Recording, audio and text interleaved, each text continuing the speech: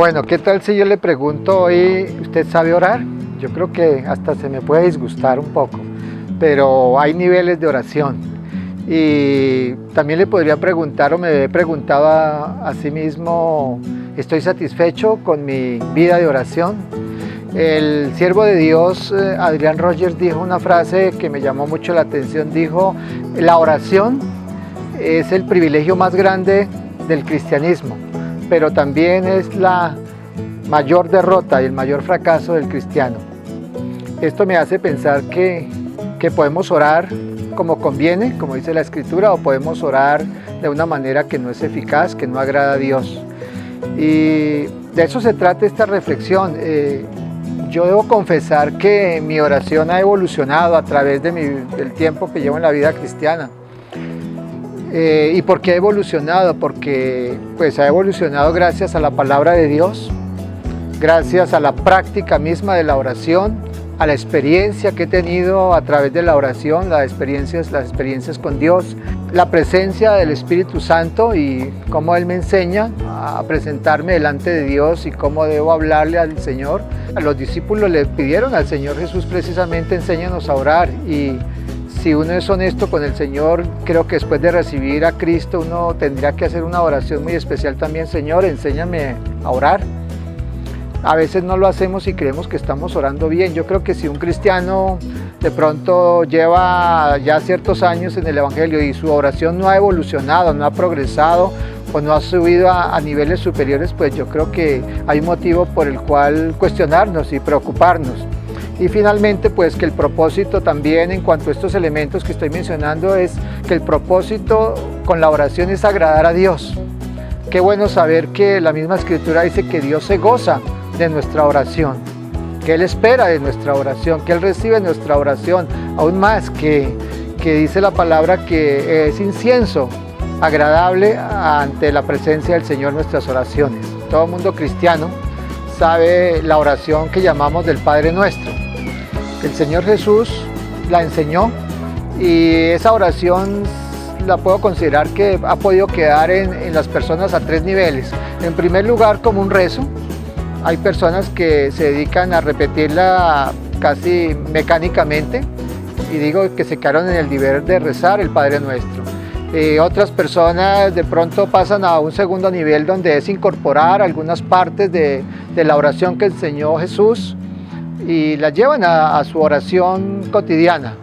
Nuestra oración en el tercer nivel se convierte en una oración bibliocéntrica, porque está centrada en la palabra que Dios nos da y en la enseñanza directa de la oración que el Señor Jesús le enseñó a sus discípulos y nos dejó a todos nosotros. Esto es lo que nosotros debemos aprender, pero no solamente esto, sino poner en práctica acerca de la oración que el Señor Jesús nos enseñó. De esta manera vamos a llegar a niveles superiores de oración, a oración eficaz, a una oración que realmente llega a la presencia de Dios, y vamos a ver los resultados de esta oración. También quiero hacer énfasis en las enseñanzas que nos dejó el Señor Jesús sobre la oración. Estas enseñanzas las encontramos primordialmente en el capítulo 6 de Mateo.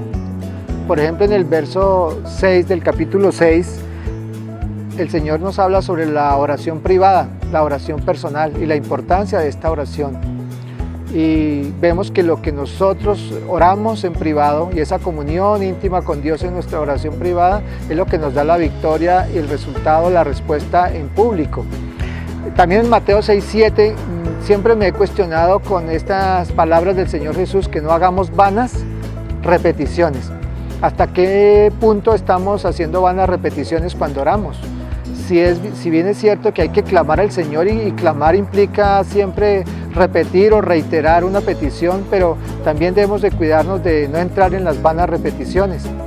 Y también en el mismo verso 7 de Mateo 6, el Señor nos habla de palabrerías. Esto también me cuestiona. Mire, he escuchado muchas oraciones durante todo el tiempo de vida cristiana, y mira, hay algunas oraciones que a uno le parece que son más bien como unas pláticas, como unos discursos que la persona elabora muy cuidadosamente para que las otras personas escuchen. Y en Mateo 6:8 también el Señor habla de menos peticiones, ¿cierto? ya Él conoce nuestras peticiones. Entonces vamos a la parte de dedicar más tiempo a la oración, en adoración y en dar gracias. Recuerden que muchas veces nosotros duramos hasta 2 años, 3 años, 5 años orando. Yo digo, cuando recibimos la respuesta, ¿cuántos años duramos dando las gracias por esa respuesta? De pronto una sola vez damos gracias, o 2 o 3, y ya se olvidó el asunto. Pienso que somos muy desagradecidos si hacemos esto. Otro ejemplo que voy a dar finalmente es cómo Dios nos enseña a orar. A veces se menciona la sangre de Cristo para que nos guarde. Eso se hace dentro y fuera de la oración, pero realmente no hay ni un solo versículo en el Nuevo Testamento que enseñe que la sangre de Cristo nos guarda, y siempre lo que dice es que la sangre de Cristo es el único medio para nuestra redención, para la salvación del alma. Entonces tenemos que ir a la Biblia para aprender a orar. Bueno, nuestra conclusión podría ser que aunque sabemos orar, hay niveles de oración.